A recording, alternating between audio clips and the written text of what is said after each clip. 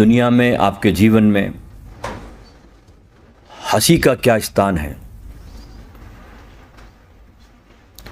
देखिए, पूरे पृथ्वी पर, पूरे ब्रह्मांड में एक मनुष्य को छोड़कर कोई पशु पक्षी प्राणी हंसता नहीं। क्या कभी आपने किसी गधे को हंसते देखा? सिर्फ मनुष्य को यह सौभाग्य प्राप्त है कि वो हंस सकता है। लेकिन आधुनिकता की अंधी दौड़ में जैसे हमने सब जीवन के मूलभूत गुण खो दिए, ऐसे धीरे धीरे आदमी के जीवन से हंसी भी गायब होती चली जा रही है। अब आदमी बहुत गंभीर रहने लगता है। घर में देखिए आदमी कितना गंभीर होता है। अगर पैसे वाला आदमी हो तो किसी से घर में ज़्यादा बात भी नहीं करता, कोई मांग न ले, बहुत ज़्यादा गंभीर हो जाता है पैसा बचाने के चक्कर में। तो गंभीरता बड़ा भारी रोग है, उससे बड़ा कोई रोग नहीं है। और जब हंसी हमारे जीवन में आती है, हंसते रहना, कहते हैं कि जरथुस्त्र पारसी धर्मों के गुरु जब पैदा हुए तो कहते हंसते हुए पैदा हुए। लाओस से पैदा हुआ तो कहते हंसता हुआ पैदा हुआ। एक संकेत है, पैदा हुआ न हुआ अलग बात है, लेकिन एक संकेत है कि जीवन तुम्हारा हर परिस्थिति में, चाहे कोई भी स्थितियां आती हो जीवन की, क्योंकि जीवन में उतार भी है तो चढ़ाव भी है। और परमात्मा ने जब संसार में आपको भेजा है तो कुछ समस्याएं देके भी भेजा है, क्योंकि अगर आप समस्याएं परमात्मा आपको न दे तो फिर आप जीवन पर करोगे क्या? कोई काम बचता नहीं। इसलिए समस्या दी गई कि आप उसको सुलझाने में अपने को विकसित करते जाओ। चाहे वो महाभारत का समय हो, रामायण का समय हो, कोई भी समय हो, समस्याएं सबके जीवन में है। कृष्ण के समय में भी है, कृष्ण के जीवन में भी है, राम के जीवन में भी है। जितनी समस्याएं इनके जीवन में थी उसका 1% भाग भी हमारे जीवन में नहीं है। फिर भी जीवन में ये लोग गंभीर कभी न रहे। हमने एक तस्वीर देखी भगवान कृष्ण की, जिसमें कालिया नाग पर भगवान खड़े होकर के बांसुरी बजाते हैं। कभी आपने सोचा कि इस तस्वीर का, इस प्रतीक का क्या अर्थ होगा? ये तस्वीर का अपना एक बहुत बड़ा अर्थ रखता है ये तस्वीर। और अर्थ ये है कि कालिया नाग जो है वो हर आदमी को जीवन में डसने आता है। ऐसा कोई प्राणी, मनुष्य धरती पर नहीं है कि जिसके जीवन में कभी दुख, क्लेश, चिंताएं, अवसाद न आया हो, उसके जीवन में कालिया नाग न आया हो। लेकिन जो इस कालिया नाग के ऊपर खड़े होकर चैन की बांसुरी बजा सके तो कुछ बात है। ये प्रतीक है इस चित्र का, भगवान कृष्ण का। अब कृष्ण से बड़ा जो घटनाएं उनके जीवन में घटी, दूसरे किसके जीवन में घट सकती है? जन्म ही उनका जेल में हुआ और जन्म लेने के साथ ही मां बाप बिछड़ गए। नदी में, यमुना में बड़ा जोरों का तूफान और पग पग पर समस्या ही समस्याएं। अपनी कोई स्वयं की समस्या नहीं थी, दूसरों की समस्याएं थी। अपनी तो कोई समस्या थी नहीं। उस समस्याओं के बीच भी अपने गोपियों को, अपने राधा को बेइंतहा प्रेम करते थे और सम्मान भी करते थे। कृष्ण ने जितना सम्मान स्त्रियों को दिया किसी बुद्ध पुरुष ने नहीं दिया। एक घटना है बहुत सुंदर, जिससे आपको पता चलेगा कि कृष्ण के मन में अपनी प्रेमिका राधा के प्रति कितना सम्मान था। घटना है कि जब कृष्ण गोकुल छोड़कर मथुरा जाने लगे तो सारी जो उनकी प्रेमिकाएं थी, गोपिकाएं, तो बड़ी चिंतातुर हो गई, घबरा गई कि भगवान तो जा रहे हैं, कन्हैया जा रहा है। तो राधा के पास पहुंची, बोले तुम रोको इसको। तो कहते राधा मुस्कुराई और जिस रास्ते से ये रथ निकलने वाला है मथुरा जाने के लिए, वो बीच में खड़ी हो गई राधा। जैसे ही कृष्ण ने देखा राधा को खड़ी हुई, सारथी से कहा रथ रोको। तो सारथी पूछता ये कौन है? तो कृष्ण जो जवाब देते वो सुनने लायक है। कृष्ण कहते दुनिया को जब समस्याएं होती है तो वो मेरे पास आते हैं, और मुझे जब समस्या होती है तो मैं इनके पास जाता हूं। इतना सम्मान एक स्त्री को। मुझे जब कोई समस्याएं आती है तो मैं निदान पाने के लिए इनके पास जाता हूं। इतना प्रेम कृष्ण ने राधा को दिया।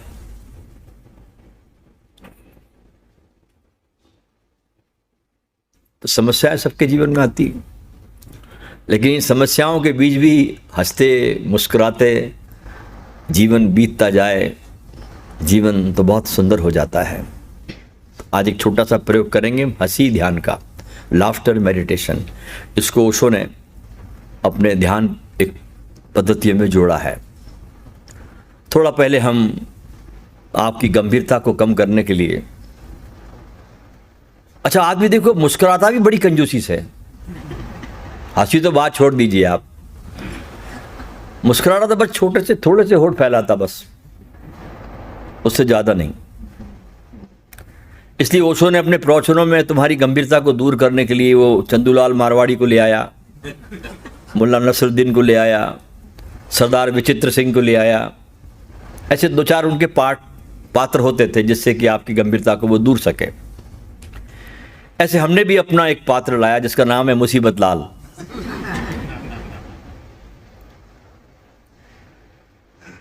मुसीबत लाल जब छोटे थे, बहुत नन्हे से, तो उनके पिता ने एक दिन उनसे पूछा, मुसीबत लाल ये बताओ कि तुम जीवन में क्या बनना चाहते हो?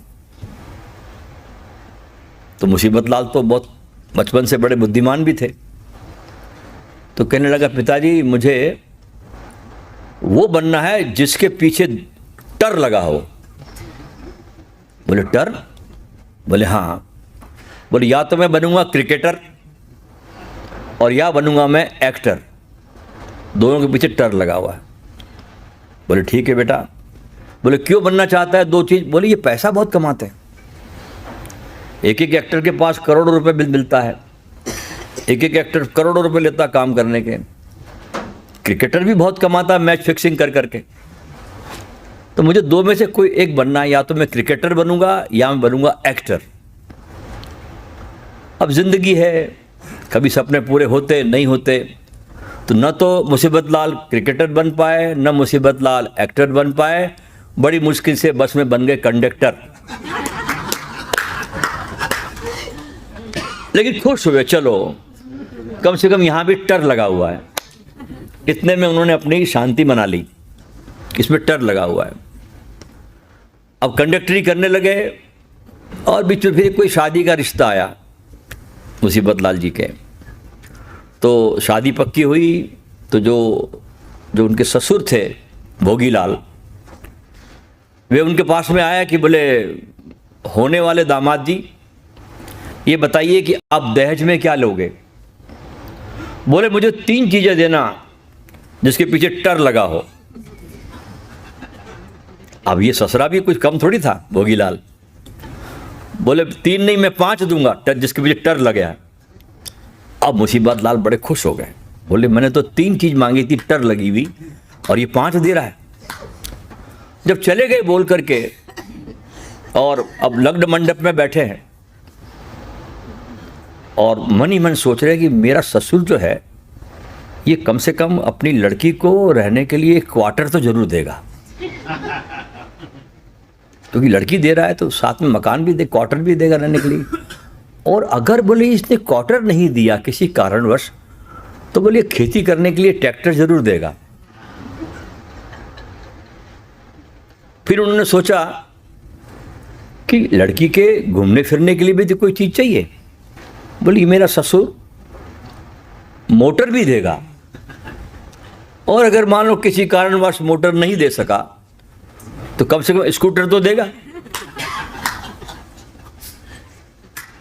फिर उसने कहा कि अब आधुनिक युग है तो मेरा ससुर मुझे 3 चीज मैंने मांगी। तीसरा चीज बोले जो आधुनिक समय है तो कंप्यूटर जरूर देगा, और अगर मान लो कंप्यूटर नहीं दे सका, महंगा आता है मान लो, तो कम से कम आजकल बिजली बहुत जाती है तो जनरेटर जरूर देगा। ये सोच के मुसीबत लाल अपने दिमाग में ख्याली पुलाव पका रहे, लग्न मंडप में बैठे, शादी के फेरे हो गए। ससुर भोगीलाल उनके पास में आए और कहा कि दामाद जी आपने 3 टर की बात की थी, मैं आपके लिए ले आया हूँ। बोले ये बोले पहला टर पकड़िए स्वेटर,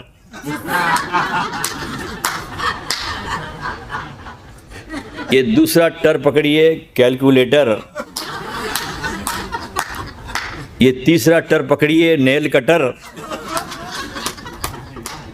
ये सुनना था और मुसीबत लाल बेचारा बेहोश हो गया कि क्या सोचा था मैंने, क्वार्टर, ट्रैक्टर, कंप्यूटर और नेल कटर, कैलकुलेटर, और वो बेहोश हो गए। तो भोगीलाल ने बारातियों से कहा कि अभी और 2 चीज देनी है, जब ये होश में आ जाए तो उसको कहना कि 2 चीज और दे रहा हूं, एक मेरी डॉटर विथ हंटर, तो 5वां चीज में टर लगा हुआ, दे देना इसको। तो ऐसे है हमारे मुसीबत लाल। एक बार हमारे मुसीबत लाल ने बहुत सुंदर, जब जवान हुए थोड़े और किसी काम में लगे कंडक्टरी छोड़ करके, तो खूब पैसा कमाया उन्होंने। कहा कि अच्छी सी कार लेता हूं खरीद के। अब मैं गए शोरूम में, बहुत खूबसूरत सी गाड़ी, न्यू ब्रांड गाड़ी ली, म्यूजिक सिस्टम के साथ गाड़ी की डिलीवरी ली, और सामने ही हाईवे था। बोले चलो चलते जरा लॉन्ग ड्राइव पर। खुशी का ठिकाना नहीं मुसीबत लाल का, और म्यूजिक प्लेयर पर एक शानदार बहुत इश्कियाना गीत लगाया और चलने लगी गाड़ी फराटेदार। 4-5 किलोमीटर जाने के बाद क्या देखते हैं मुसीबत लाल कि बाईं तरफ हाईवे के ऊपर सुनसान रास्ता, कोई नहीं है, एक बहुत खूबसूरत लड़की खड़ी है, बेहद खूबसूरत और अत्याधुनिक कपड़े पहने हुए, और खड़ी है और मुसीबत लाल को लिफ्ट मांग रही है खड़े होकर के। मुसीबत लाल ने कहा अब तो आज तो लॉटरी लग गई, नई गाड़ी, सुनसान रास्ता, सुंदर लड़की और लिफ्ट मांग रही है। उन्होंने बड़ी अदा के साथ झटका लगा के गाड़ी उसके सामने रोकी और बड़े अदा से दरवाजा खोला। उसके ऊपर थोड़ी सी परफ्यूम का स्प्रे भी कर लिया गाड़ी में।